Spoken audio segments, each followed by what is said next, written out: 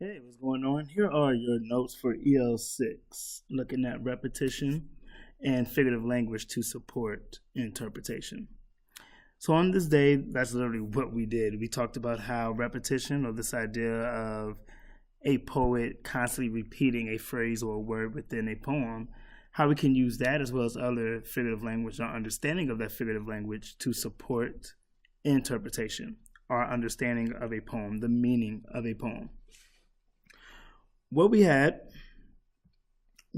pretty much had this sheet here. And we talked about how every explanation will begin with this very top part. A line in the poem states. You would then give evidence from the poem, but that evidence is going to be one of these 6 things. It's going to be a metaphor, it should be a simile, it should be imagery, alliteration, personification, or repetition.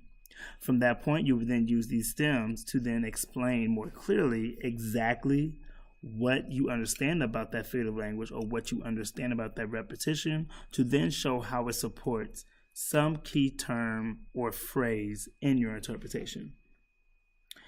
So for example, the model that we used was here. So we used Maya Angelou's Phenomenal Woman, all right? And this was the interpretation, and I've annotated the interpretation.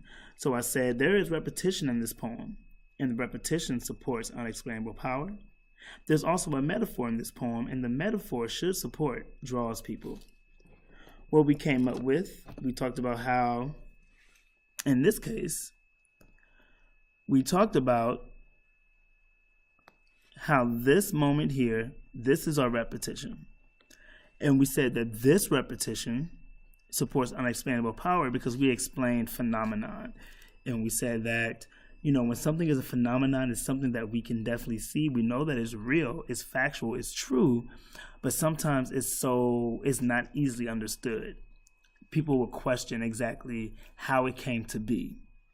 And so we said, well, this unexplainable power could possibly be that there's this woman who has a special gift. There's something special about her that everyone sees but can't really understand or don't know why or what this thing is or what this special gift is, and that shows unexplainable power.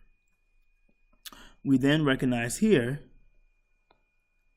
as our metaphor, and we had a few answers for this. So some people said that the metaphor draws people because the poet talks about these men who swarm around her like a hive of honeybees. The same way that honeybees will swarm around things that they like flour or like honey. So she draws their attention in that same way. And so we're able to show that connection to draws people. And that's pretty much all you have to do. And so for your homework tonight, if you happen to do that, you have 2 poems. You have Won't You Celebrate With Me by Lucille Clifton, and then you have Hot Chocolate by Vernon Davis Jr. So depending on which one you use, you will have to then come up with the interpretation. So you need to come up with this.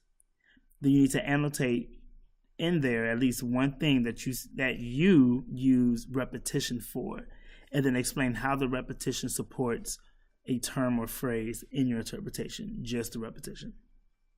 All right? So good luck with that.